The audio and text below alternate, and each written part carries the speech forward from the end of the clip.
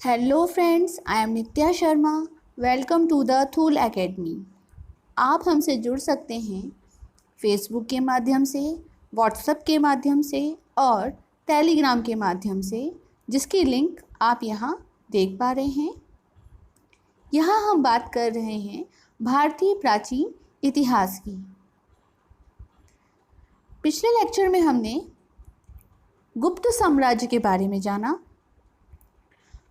गुप्त साम्राज्य के जो हमने पार्ट 1 और पार्ट 2 में डिस्कस किया है, उसमें हमने गुप्त वंश के जो भी शासक रहे और उनमें जो प्रशासन व्यवस्था थी उनको अच्छे से बताया हुआ है।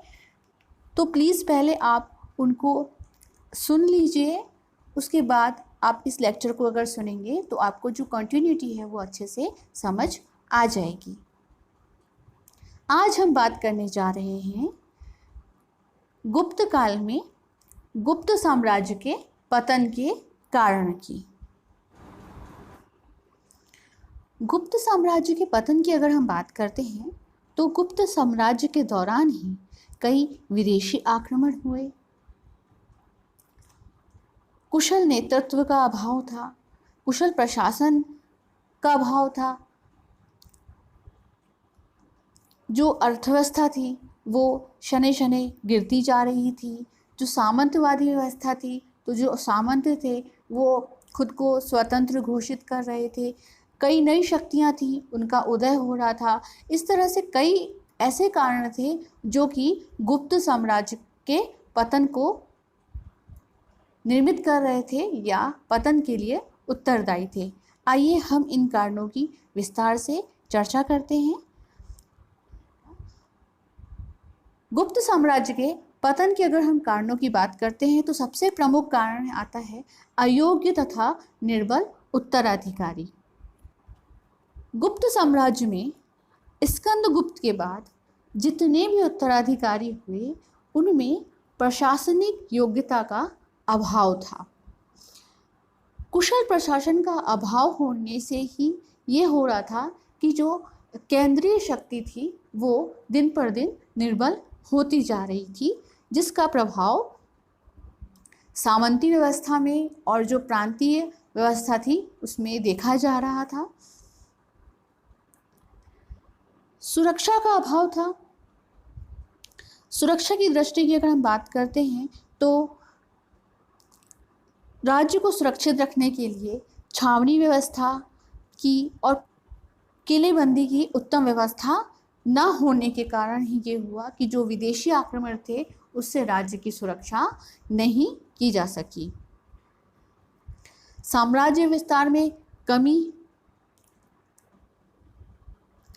कुमारगुप्त प्रथम के बाद जितने भी गुप्त वंश के उत्तराधिकारी हुए वो साम्राज्य का विस्तार नहीं कर पाए। तो इसका पहला कारण ये था कि उनमें प्रशासनिक योग्यता या नियंत्रण का अभाव था। दूसरी अगर हम बात करते हैं तो जो बौद्ध धर्म का प्रभाव देखा गया था वो कुमारगुप्त के बाद जो भी वंश आए, जो राज परिवार था वो बौद्ध धर्म से प्रभावित हो रहा था, जिसका ये कारण था कि जो साम्राज्यवाद की नीति थी वो धीरे धीरे कम होने लगी थी। तो इस तरह से साम्राज्यवाद के साम्राज्य विस्तार में कमी आने से जो राज्य विस्तार था जो वो आगे विस्तारित नहीं हो सका। गुप्त साम्राज्य में ही धीरे धीरे जो व्यवस्था थी, व्यापार और वाणिज्य था, उसमें कमी होने लगी थी। गुप्त साम्राज्य में हमने देखा था कि जो सामंती व्यवस्था थी उसका भी प्रभाव पड़ रहा था।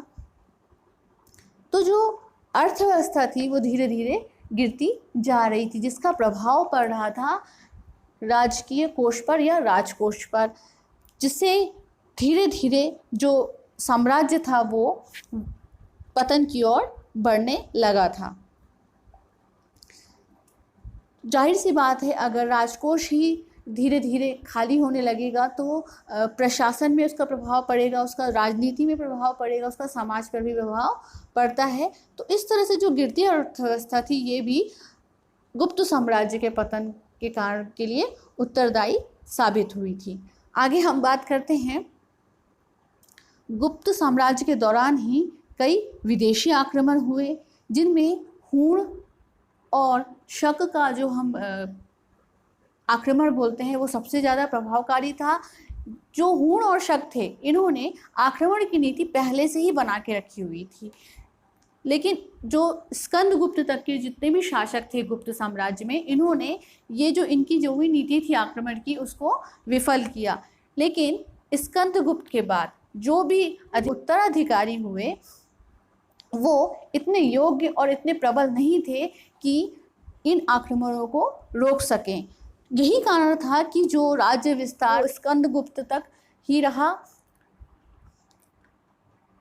तो जो राज्य विस्तार था उसमें मालवा और मगध की अगर हम बात करते हैं, तो जो ये हूण शासक थे, इन्होंने स्कंदगुप्त के बाद आक्रमण किया और मालवा और मगध गुप्त साम्राज्य के हाथ से चला गया।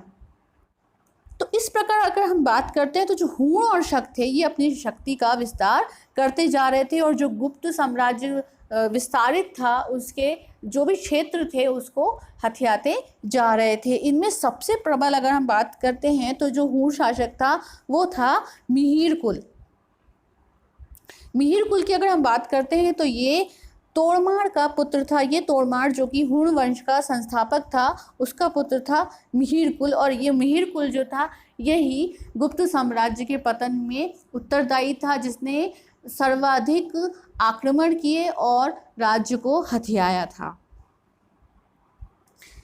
आगे हम बात करते हैं शासन व्यवस्था का संघात्मक स्वरूप। शासन व्यवस्था का संघात्मक स्वरूप जो था वो धीरे धीरे, जब गुप्त साम्राज्य की अगर हम बात करते हैं तो पहले गुप्त साम्राज्य में केंद्रीय प्रशासन था।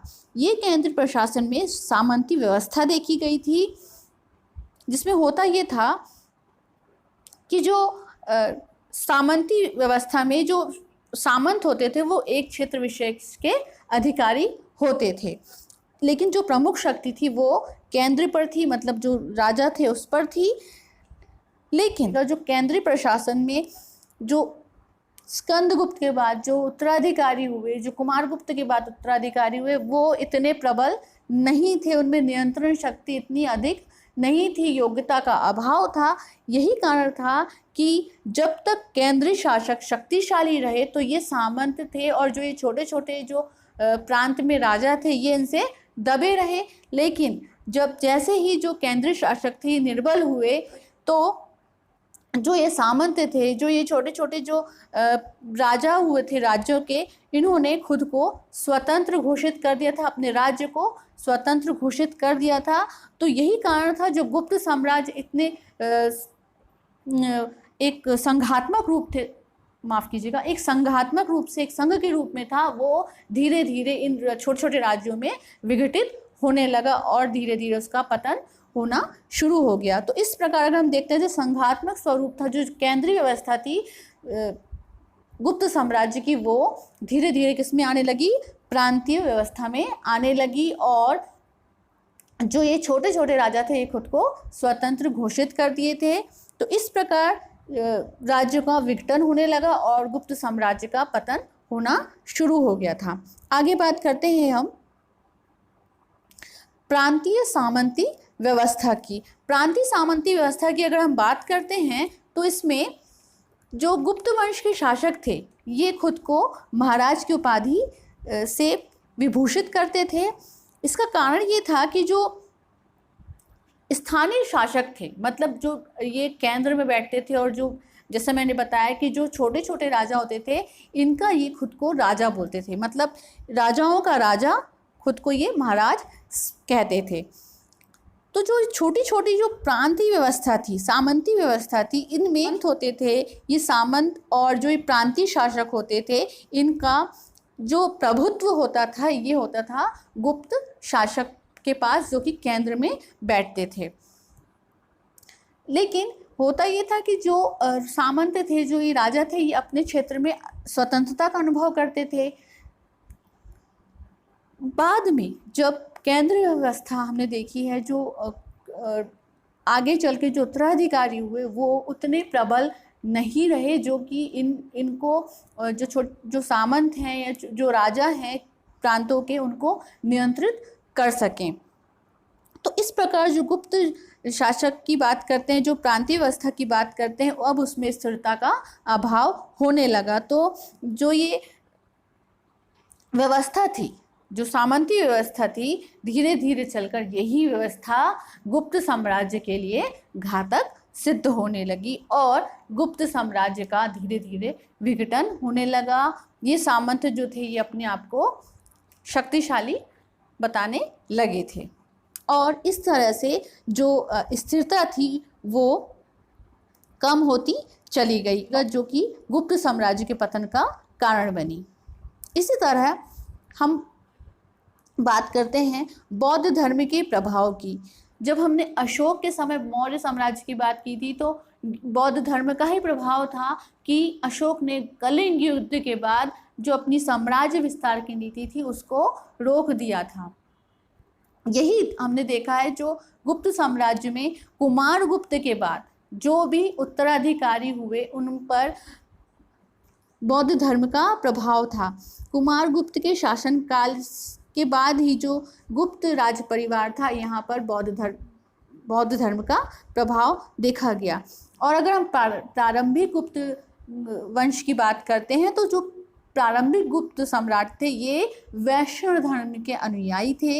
ये चक्रवर्ती सम्राट बनने की महत्वाकांक्षा रखते थे। तो जब ये चक्रवर्ती सम्राट बनने की महत्वाकांक्षा रखते थे तो इसका सीधा सीधा संबंध ये है कि वो अपने राज्य को विस्तारित करते होंगे। और यही कारण था कि हमने जब देखा है कि जो पिछले लेक्चर में हमने बात की है कि वो जो गुप्त साम्राज्य का विस्तार हुआ था वो स्कंदगुप्त तक, मालवा, अगर हम पूर्व से पश्चिम की बात करते हैं तो कामरूप तक इन्होंने, और पश्चिम में माफ़ कीजिएगा, तो इन्होंने जो पूर्व पश्चिम और उत्तर दक्षिण के क्षेत्र में जो विस्तार किया था वो हमने पिछले लेक्चर में हमने चर्चा की थी। लेकिन ये विस्तार कहाँ तक सीमित था? कुमार गुप्त तक। कुमार गुप्त के बाद बौद्ध धर्म के प्रभाव से इन लोगों ने जो आगे उत्तराधिकारी हुए इन्होंने पृथ्वी विजय मतलब राज्य को विस्तार करने के लिए और पृथ्वी विजय की जगह उन्होंने किस पे ध्यान देना शुरू कर दिया? पुण्यार्जन पर। तो यही कारण था कि जो साम्राज्य विस्तार की जो लालसा थी या इच्छा थी ये धीरे धीरे में कम होती चली गई। युद्ध प्रियता का इनमें अभाव होने लगा कि जो युद्ध से हम माफ़ कीजिएगा, जो युद्ध से अपने साम्राज्य की रक्षा कर सके या युद्ध से किसी दूसरे राज्य पर आक्रमण करके उसको हथियाना, इस तरह से जो भी अगर हम बात करते हैं तो युद्ध प्रियता का इसमें अभाव होने लगा उन लोगों पे। और यही कारण था कि जब हुणों ने आक्रमण किया राज्य में तो वह अपने राज्य को, अपने साम्राज्य को जो उत्तराधिकारी हुए कुमार गुप्त के बाद वो नहीं बचा सके। तो इस प्रकार जो साम्राज्य था वो धीरे धीरे कमज़ोर होता चला गया और ये आगे चलकर किसका कारण बन गया? गुप्त साम्राज्य के पतन का कारण बना। इसी तरह अगर हम बात करते हैं तो गुप्त साम्राज्य के दौरान ही कई नई शक्तियों का उदय हो रहा था। ये नई शक्तियाँ थी विभिन्न विभिन्न वंश, माफ़ कीजिएगा, विभिन्न विभिन्न जो राज्य थे यहाँ पर नए नए जो शासक थे ये उभर कर आ रहे थे, जिनमें अगर हम बात करते हैं तो थानेश्वर में वर्धन थे, कन्नौज के मोखरी वंश का उदय हो रहा था, कामरूप जिसे वर्तमान में हम असम राज्य के रूप में जानते हैं यहाँ पर वर्मन वंश का उदय हो रहा था। इसी तरह अगर मालवा की बात करते हैं तो मालवा में औलिकर वंशी यशोधर्मन का उदय हो रहा था। तो इस तरह अगर हम बात करते हैं तो इनमें यशोवर्मन गुप्त साम्राज्य के लिए अत्यंत घातक सिद्ध हुआ। तो इस तरह हमने जाना कि जो नई नई शक्तियां उभर रही थी ये राज्य विस्तार को लेकर बढ़ती जा रही थी। जो विदेशी आक्रमण हो रहे थे वो गुप्त साम्राज्य के लिए घातक हो रहे थे। जो आंतरिक हम व्यवस्था की बात करते हैं, प्रशासन व्यवस्था की बात करते हैं या अर्थव्यवस्था की बात करते हैं, ये भी गुप्त साम्राज्य के पतन के लिए उत्तरदायी थी। तो तो इस तरह से हमने देखा कि गुप्त साम्राज्य का पतन प्राचीन भारतीय इतिहास के लिए एक प्रमुख घटना थी। इसके साथ ही भारत का जो इतिहास था ये विकेंद्रीकरण की दिशा की ओर बढ़ने लगा। तो इस तरह से हमने जाना गुप्त साम्राज्य के पतन के कारणों को। इसी तरह अगर हम बात करते हैं तो गुप्त साम्राज्य के बारे में जानने के लिए कुछ हमें अभिलेख और साक्ष्य प्राप्त हुए हैं, जिनके माध्यम से हमें पता चलता है कि गुप्त साम्राज्य में कौन कौन से वंशज रहे हैं और इनके क्या क्या जो प्रमाण हुए हैं वो अभिलेख के रूप में हमें प्राप्त हुए हैं। तो आइए जानते हैं गुप्त साम्राज्य के प्रमुख अभिलेख के बारे में। मंदसौर अभिलेख की बात करते हैं तो जैसा ये आप पिक में देख पा रहे होंगे, मंदसौर अभिलेख में कुमारगुप्त द्वितीय के शासनकाल से संबंधित बातों का उल्लेख किया गया है। प्रशस्ति के रूप में ये उल्लेख है, मतलब प्रशस्ति का अर्थ होता है एक तरह से प्रशंसा की गई है। ये मालवा में स्थित है। ये मंदसौर मध्य प्रदेश के मंदसौर में पश्चिम मालवा के दशपुर से हमें प्राप्त हुआ है। इसकी रचना संस्कृत विद्वान वत्स भट्टी द्वारा की गई थी। इस अभिलेख में विक्रम संवत के 529 तिथि इसमें बताई गई है। तो इस तरह से अगर हमने जाना कि जो मंदसौर अभिलेख है इसमें कुमारगुप्त द्वितीय के शासनकाल का उल्लेख है। मध्य प्रदेश के मंदसौर में ये स्थित है और इसकी रचना वत्स भट्टी द्वारा की गई थी। आगे हम बात करते हैं सांची अभिलेख की। सांची अभिलेख की अगर हम बात करते हैं तो ये मध्य प्रदेश के सांची में स्थित है। ये इसमें गुप्त संवत का वर्णन किया गया है। गुप्त संवत का वर्णन 130 से 450 ईस्वी का इसमें वर्णन किया गया है। इसमें हरिस्वामिनी द्वारा आर्य संघ को धन दान देने की बात का उल्लेख किया गया है। जैसा कि हमने जब इससे पहले लेक्चर्स में हमने पार्ट 2 में डिस्कस किया था गुप्त काल की सामाजिक आर्थिक धार्मिक व्यवस्था में, उसमें हमने देखा था कि जो गुप्त काल है उस समय पर बौद्ध धर्म, वैष्णव धर्म इसका भी उदय हो रहा था। और जो गुप्त काल में सामाजिक व्यवस्था की अगर हम बात करते हैं तो उस समय पर महिलाओं की स्थिति की भी हमने बात की थी, जिसमें जो रानी महारानियाँ होती थी वो भी दान धर्म का कार्य करती थी प्रशासन में। हमने जब सामाजिक व्यवस्था की बात की थी उसमें हमने देखा था। तो इस तरह से अगर हम आर्य संघ की बात करते तो आर्य संघ को यहाँ पर धन दान देने की बात का वर्णन किया गया हरिस्वामिनी द्वारा। आगे हम बात करते हैं गुप्त साम्राज्य के, आगे हम बात करते हैं उदयगिरी गुहालेख की। इसमें जैन धर्म से संबंधित अभिलेख प्राप्त हुआ है, जिसमें पार्श्वनाथ की मूर्ति स्थापित करने का विवरण मिलता है। तो इस तरह से अगर हम बात करते हैं जो उदयगिरी है ये मध्य प्रदेश में स्थित है। यहाँ पर हमें जैन धर्म से संबंधित अभिलेख प्राप्त हुआ है, जिसमें पार्श्वनाथ की मूर्ति को स्थापित करने का हमें विवरण प्राप्त होता है। इसी तरह आगे हम बात करते हैं तुमेन अभिलेख की। तुमेन अभिलेख की बात करते हैं तो ये मध्य प्रदेश के अशोकनगर जिले में स्थित है।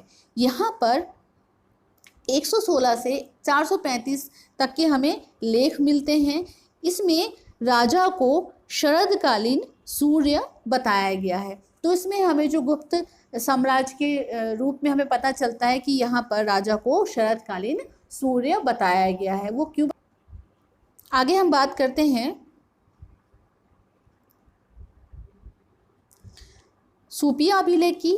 सुपिया अभिलेख की अगर हम बात करते हैं तो ये रीवा जिले में, मध्य प्रदेश के रीवा जिले में ये स्थित है। इसमें घटोत्कच के शासनकाल की जानकारी मिलती है।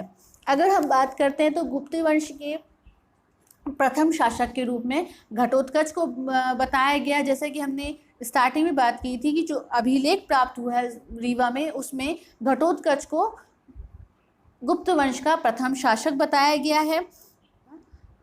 सूफी अभिलेख की बात करते हैं तो इसमें घटोत्कच के शासनकाल की हमको जानकारी मिलती है। तो वास्तविक अगर हम बात करते हैं तो श्रीगुप्त को माना गया है जो संस्थापक हैं, और जो घटोत्कच हैं उनको इस अभिलेख में, सूफी अभिलेख में बताया गया है। आगे हम बात कर रहे हैं गुप्त साम्राज्य से ही संबंधित है एरर अभिलेख। एरर अभिलेख की बात करते हैं तो ये मध्य प्रदेश के सागर जिले में स्थित है। यहाँ पर हमें तोड़मार की वाराह प्रतिमा मिली है। तोड़मार की अगर हम बात करते हैं तो ये हूण वंश का संस्थापक रहा है, जिसे वाराह के रूप में एक प्रतिमा इसकी स्थापित की गई है, जो कि एरर में हमें मिलती है। तो इस तरह से अगर हम बात करते हैं तो एरर एवं मिहिर कुल का जो ग्वालियर अभिलेख है ये हूणों की उपस्थिति बताता है। इससे हमें ये पता चलता है कि हूणों का आक्रमण गुप्त वंश में हुआ होगा, जिसे इसमें वाराह के रूप में इसको दर्शाया गया है। तो इस प्रकार अब तक हमने जाना गुप्त साम्राज्य के पतन के कारण की। इसके पहले के जो वीडियो लेक्चर हैं वो आप पार्ट 1 और पार्ट 2 को अगर आप सुन लेंगे तो ये तीनों जो हैं पार्ट 1 और पार्ट 2 और पार्ट 3 ये आपके गुप्त साम्राज्य को कवर कर लेंगे। तो इस तरह से हमने गुप्त साम्राज्य के बारे में जाना और उससे संबंधित जो हमें अभिलेख प्राप्त हुए हैं उनके बारे में हमने जाना। आगे हम गुप्तोत्तर काल मतलब गुप्त साम्राज्य के बाद जो भी वंश उभरे थे उनके बारे में जानेंगे, जिसे गुप्तोत्तर काल के रूप में जाना जाता है, जिसकी हम अगले लेक्चर में हम विस्तार से चर्चा करेंगे। तो ये रहा हमारा आज का लेक्चर, जिसमें हमने गुप्त काल के पतन के बारे में जाना। इस वीडियो को देखने के लिए आपका बहुत बहुत धन्यवाद। आपको आगामी परीक्षाओं की बहुत बहुत शुभकामनाएं। अपना ख्याल रखें, अपनों का ख्याल रखें। मिलते हैं हम अगले लेक्चर में, तब तक के लिए जय हिंद, जय भारत।